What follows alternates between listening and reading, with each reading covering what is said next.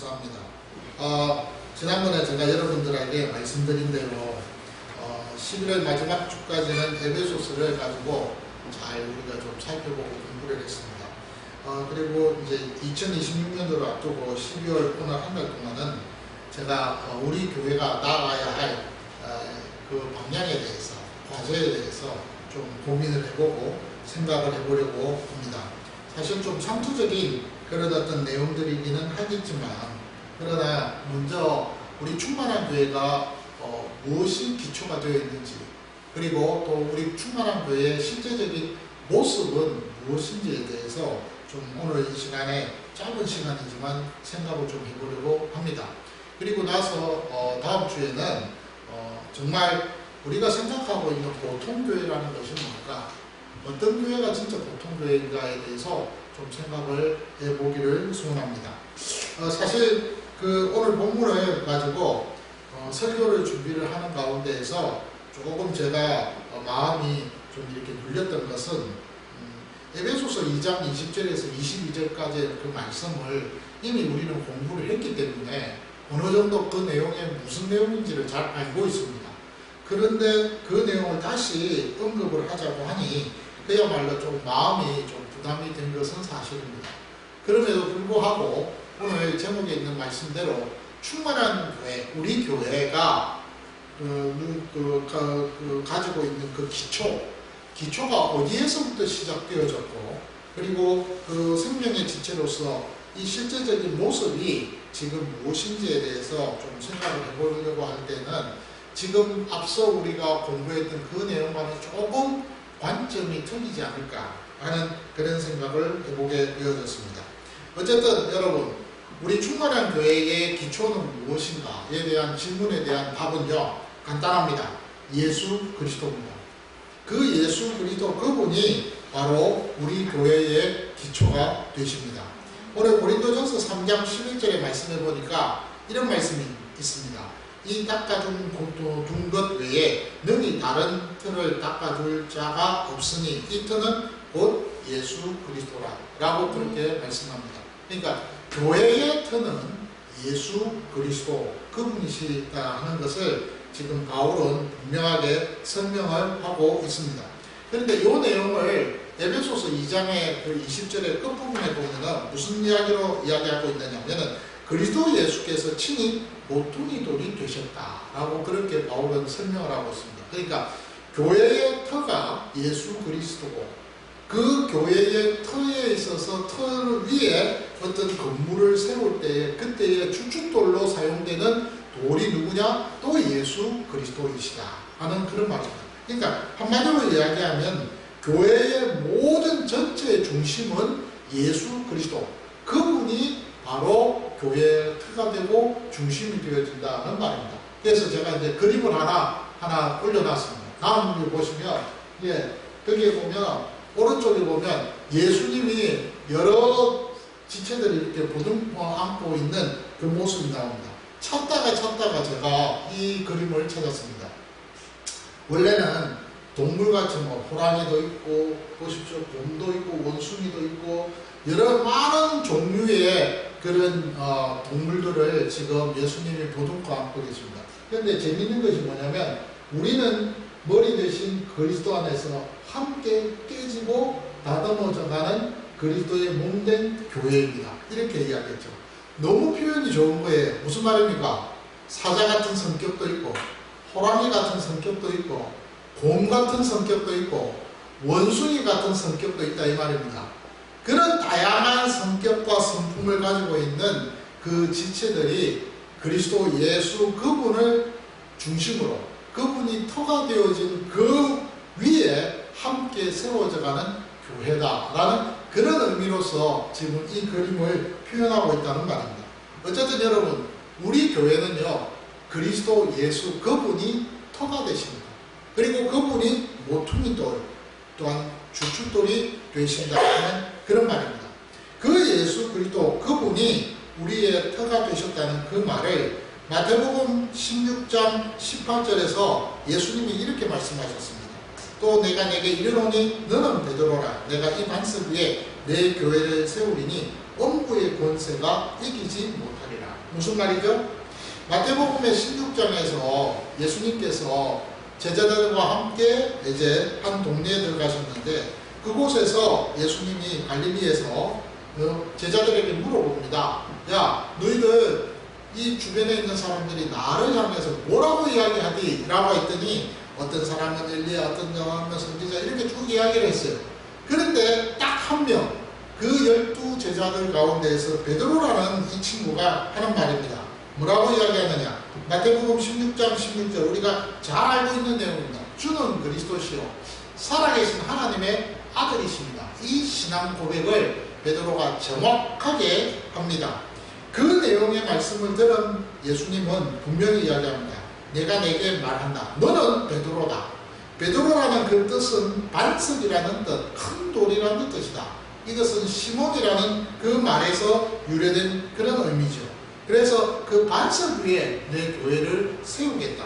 그리고 음부의 권세가 침략하지 못하게 하겠다라고 그렇게 약속하였습니다. 우리는 보통 이 말씀을 근거로 해서 교회의 근거, 교회의 기초는 바로 이 반석, 베드로다라고 그렇게 이야기합니다. 근데 사실은 베드로의 그 이름 자체가 반석이고, 그 반석은 누구를 가리킵니까? 바로 예수 그리스도입니다. 그 예수 그리스도, 그분에 대한 그 이야기가 오늘 이 본문에 나옵니다. 그러면서 그 내용과 함께 16장 16절에 주는 그리스도시요 하나님의 살아계시는 하나님의 아들이십니다라는 그 신앙 고백 위에 이 교회가 세움을 입게 되어졌다는 그런 말입니다. 그러니까 결국 여러분, 이 모든 그 내용에 있어서 교회의 기초, 교회의 터는 바로 예수 그리스도, 그분이시라는 거예요. 근데 바울은요, 여기에서 좀 더 구체적으로 표현을 했습니다. 어떤 이야기를 했습니다. 에베소서 2장 20절 그 중간 부분에 보니까 사도들과 선지자들 터 위에라는 표현을 썼어요. 사도들과 선지자들 터 위에 교회가 세워졌다라고 그렇게 언급을 하고 있습니다. 이 말도 또 무슨 말이냐?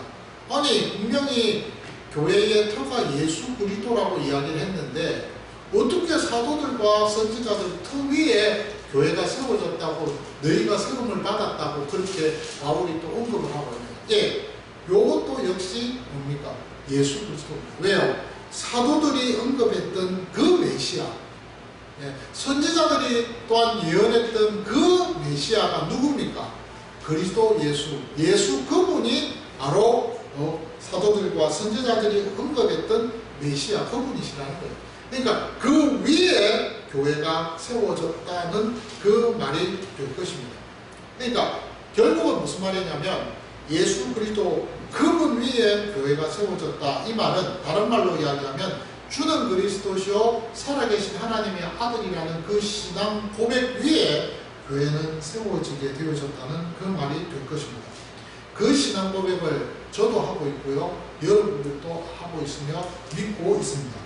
그분이 하나님의 아들이실 뿐만 아니라 그분이 또한 나의 구주가 되신 분이시라는 그 사실에 대해서 분명한 신앙과 함께 고백과 함께 우리는 믿음을 가지고 우리는 지금 그 교회가 세워져 가고 있는 것을 보게 되어집니다. 이것이 나뿐만 아니라 내 옆에 있는 지체들도 동일하게 적용되어지고 있다는 말입니다. 나 혼자만의 공유물이 아니라는 거예요. 그리스도 안에서 영원한 생명을 소유한 모든 사람들이 이 신앙 고백을 다 가지고 있다는 말입니다. 자, 옆에 있는 분들 한번 보십시오. 예, 뒤에 있는 분들 한번 보십시오. 똑같이 그분들이 다 뭡니까? 이 신앙 고백을 하고 있다는 거예요. 이 신앙 고백 속에서 살아가고 있다는 거예요. 그렇기 때문에 저와 여러분들이 이 자리에 함께 모여서 충만한 교회라는 공동체 안에서 지금 현재 여러분들은 예배하고 있고 하나님 앞에 영광을 돌리고 있다 하는 그런 말입니다. 이것이 교회의 기초가 되어집니다. 그런데 바울은 계속해서 강조합니다. 이러한 기초 위에 교회가 세워졌을 때 그 교회의 실제 모습은 어떤 것인가?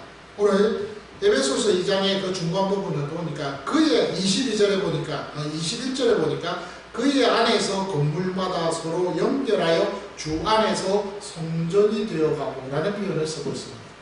이 말을 지난번에 저와 여러분들이 이 본문을 가지고 벌써 좀 공부를 했었죠. 여기에 보니까 서로 연결한다는 그 표현이 나옵니다. 이 서로 연결한다는 표현은요, 원어에 있어서 헬라어에 한 단어로 되어 있습니다. 이 한 단어로 되어 있는 함께 지어져 간다는 그런 뜻입니다. 여기 그 원어가 레고라는 단어가 나와요. 레고.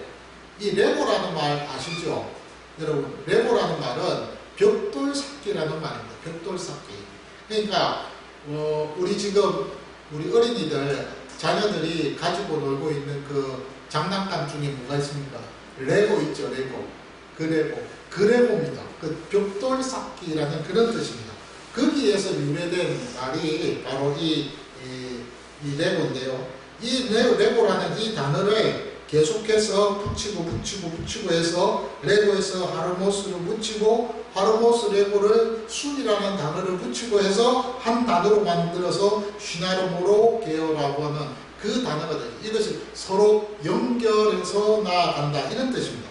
그러니까 사람과 사람이 서로 연결해서 엉켜서 새로운 또 하나의 공동체를 만들었다. 소위 에베소서 2장 15절에 보니까 새 사람이라는 표현이 쓰고 있어요. 새 사람. 예, 새로운 사람으로 만들어졌다. 그러니까 우리 모두가 이 믿음 안에서 이 신앙 고백을 똑같이 하는 사람들이 함께 연결되어져서 하나의 공동체가 되어져서 한 몸이 되어졌다는 겁니다. 그래서 교회를 뭐라고 이야기합니까? 그리스도의 몸이라고 이야기합니다. 예, 그리스도의 몸이라고. 그 지체 한 사람 한 사람이 모여서 그것이 교회가 되고 그것을 우리는 그리스도의 몸이라고 하고 그리스도는 교회의 머리라고 이야기합니다. 그러니까 저 그림이 나오는 거예요. 저렇게. 그래서 호랑이도 있고 곰도 있고 사자도 있고 원숭이도 있고 뭐 다양합니다. 그런데 보십시오. 예, 호랑이가 지금 막 찡겨가지고 막 옆에서 어찌할 뻔을 모르고 있잖아요. 예, 이렇게 다양한 성격을 가지고 있는 사람들이 모여서 지금 연결이 되어서 그리스도의 몸 한 지체가 되어졌다. 그런데 이 표현을 바울은 그리스도 안에서 한 가족이라는 표현을 쓰고 있습니다. 에베소서 2장 19절에 보니까 한 가족이다. 가족이라는 그 표현을 이렇게 쓰면서 모두가 다 한 권속이다. 하나님의 권속. 좀 어려운 말이죠. 근데 순수한 우리나라 말로 하면 가족이다 라고 그렇게 이야기합니다. 태어난 것도 다르고요, 자란 것도 다르고요, 또 일하는 것도 다르고요, 성별도 다르고 신분도 다르고 생각도 다르고 뭐 다 다릅니다. 그런데요, 놀라운 것은 그 안에 그리스도 예수의 피가 있기 때문에 예수 그리스도의 그 피, 그 보혈로 인해서 우리 모두가 죄 가운데에서 구원함을 받아 속량을 받아 우리가 하나님의 자녀가 됐잖아요. 그 자녀가 된 그 일로 인하여서 그 결과 그 보혈이 그 피가 우리 속에 있다는 겁니다.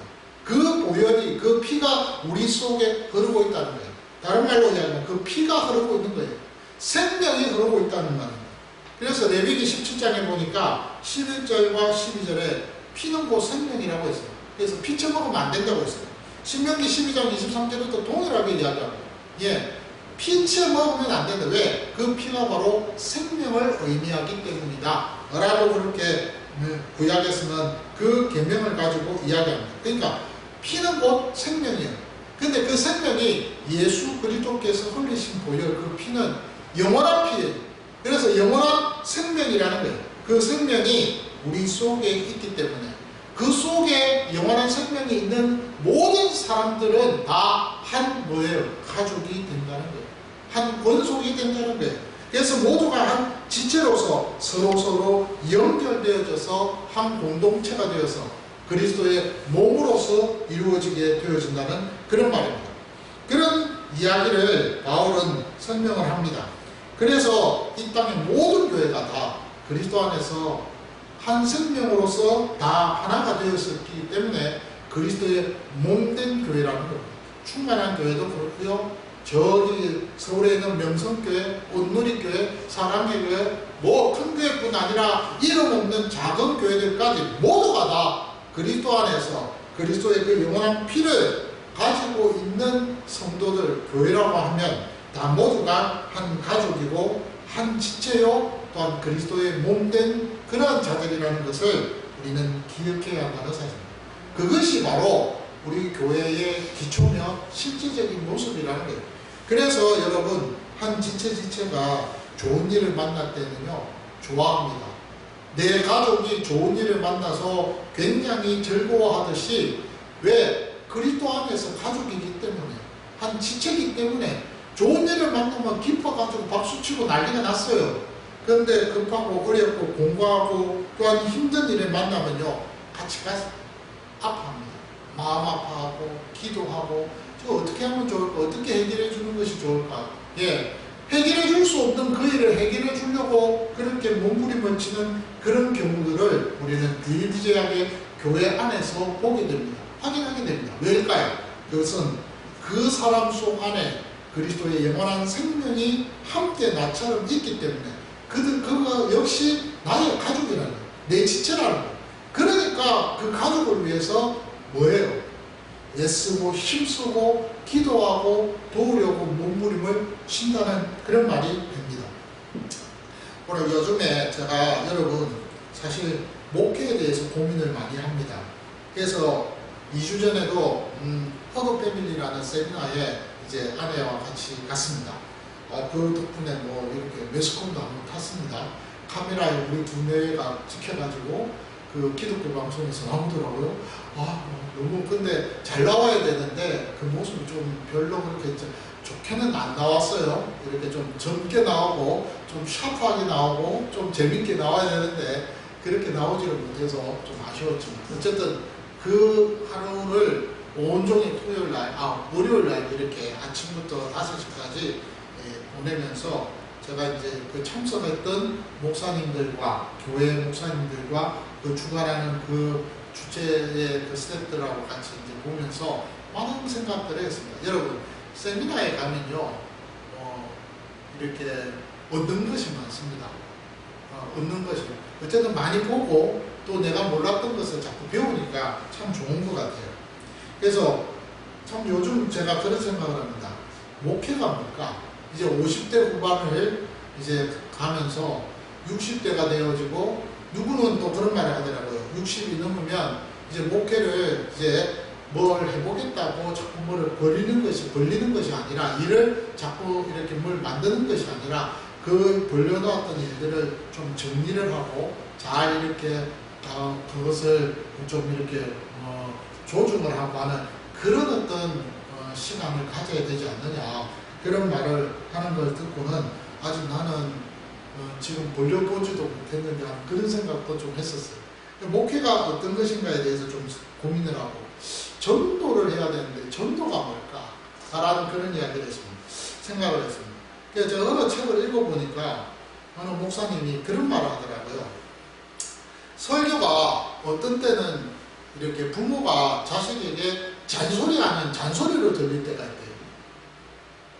그거 참 괴롭더라고요. 그런데 또 한편으로는 또 다르게 생각하면 부모가 자식에게 잔소리하는 걸로 들리면서도 또 한편으로는 그 말이 굉장히 이렇게 식상하고 딱딱하고 그거 내하고는 전혀 상관없어 이렇게 되어버리는 그런 경우들도 있더라는 거죠. 양면성을 갖고 있다는 말입니다. 그렇기 때문에 목사가 설교를 준비해서 그 설교를 할 때에 얼마만큼 신경을 쓰고 많이 시간을 투자해서 준비하느냐에 따라 달라진다는 겁니다. 그런 책을 읽고 나니까 더 이렇게 의기가 소침해지더라고요. 근데 어쨌든 제가 고민을 하는 차에 이런 생각을 해봤습니다. 제일 처음에 내가 하나님 앞에서 부름 받았을 때를 생각했습니다. 내가 소명을 받았을 때. 그 소명은요. 목사로서 소명을 받은 것을 말합니다. 하나님이 나를 목사로 부르셨다. 그런데 그 소명에 대한 그 생각을 딱 하는 순간에 어떤 마음이 딱 드냐면 맞다. 나는 목사로 부름을 받았지만 우리 충만한 교회 지체들은 어떻게 부름을 받았지? 그들의 소명은 무엇일까? 성도로 부름을 받은 거예요. 그렇잖아요. 부름을 받는 것은요, 목사뿐만 아니라 예수 믿는 모든 사람은 공통적으로 똑같이 하나님께로부터 뭐예요? 부르심을 받았습니다. 너는 내 것이다. 이사야에 있는 그 말씀대로, 61장에 나오는 그 말씀대로 너는 내 것이라. 내가 너를 택했고 내가 너를 지명하여 불렀다라고 했을 때의 그 부름에 대한 그 소명은 똑같이 나도 부름을 받았고 여러분들도 부름을 받았다는 거예요. 그러니까 소명은 똑같다는 거예요. 부름받은 것은 똑같다는 거예요. 예수 믿게끔 그렇게 여러분들을 부르셨다는 겁니다.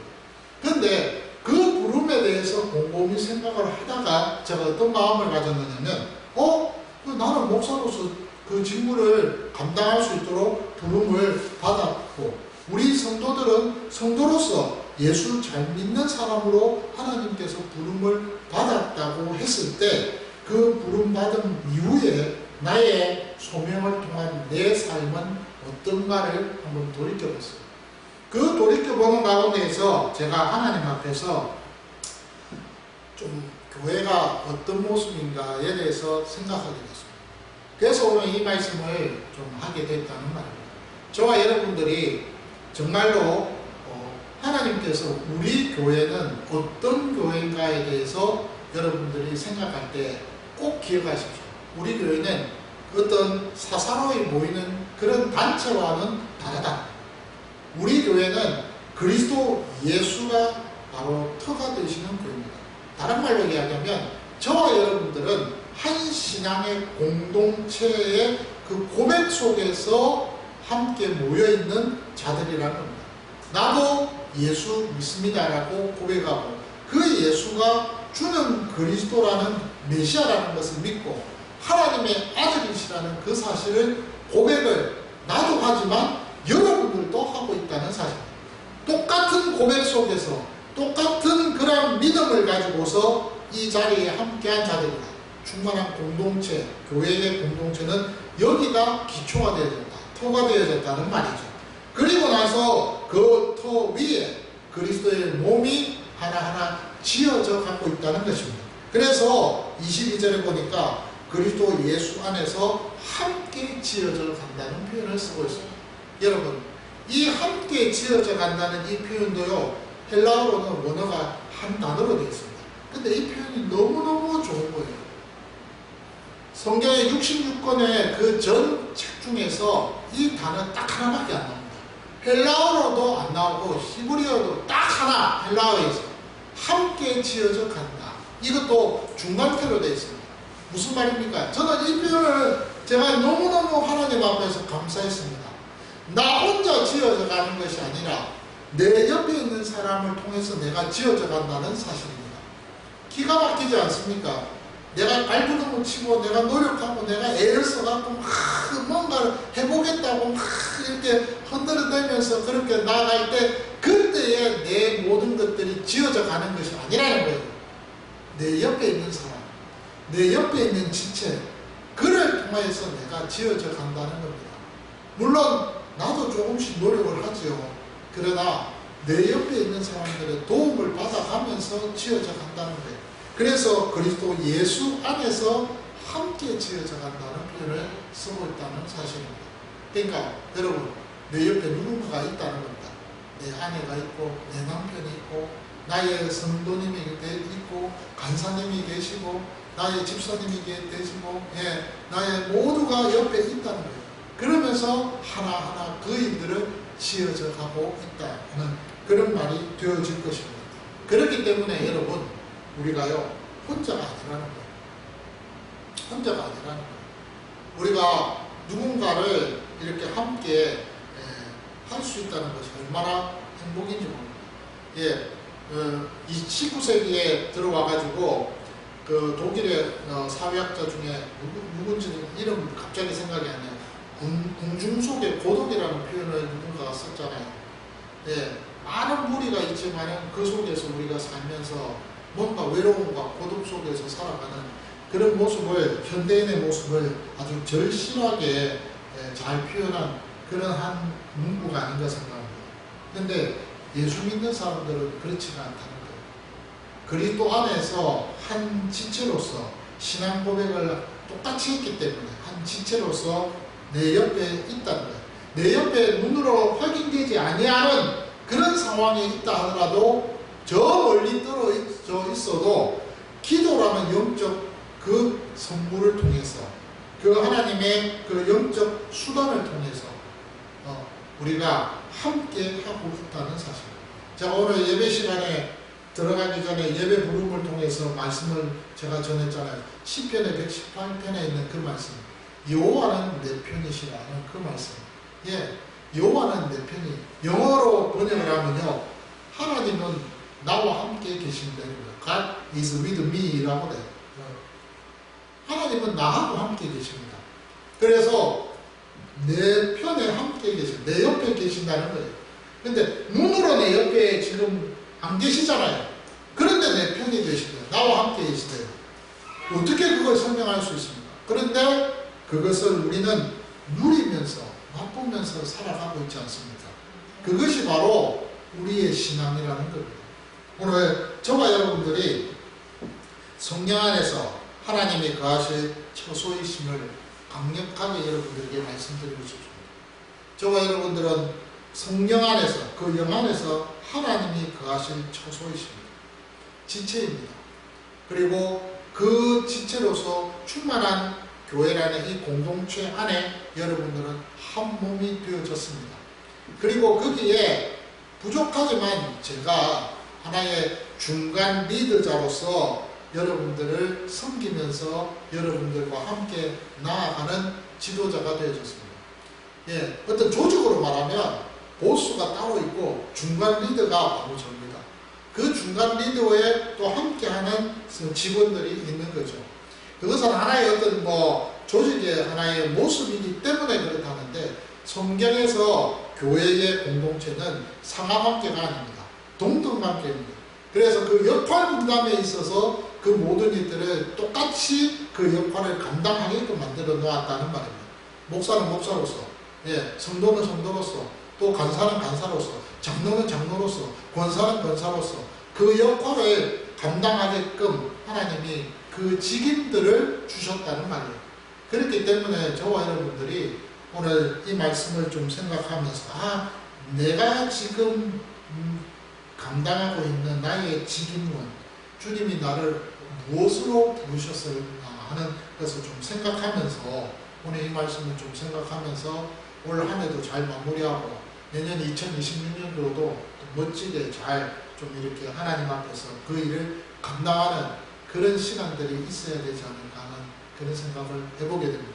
그래서 오늘 먼저 서론격으로 충만한 교회의 기초와 함께 그 실제적인 모습에 대해서 우리가 생각을 해봤습니다. 다음 주에는 보통교회에 대해서 좀 이야기하겠습니다. 보통교회라고 하면 어떤 모습입니까? 우리 교회도 보통교회가 아니면 특별하게, 제가 설교 준비를 좀 하고 책을 좀 읽다 보니까 우리 교회는요 보통교회가 아니더라고요. 네, 우리 교회는 특별한 교회더라고요. 왠줄 아십니까? 왜냐하면 첫째는 말씀이 있기 때문에 특별하다, 그런 것도 있지만 제일 중요한 것은 너무 교회가 작기 때문에 그래서 특별하더라고요. 그래서 저 혼자 말씀을 준비하다가 좀 웃었어요. 어쨌든 다음 주에는 또 그 말씀을 좀 생각해 보려고 합니다. 감사합니다.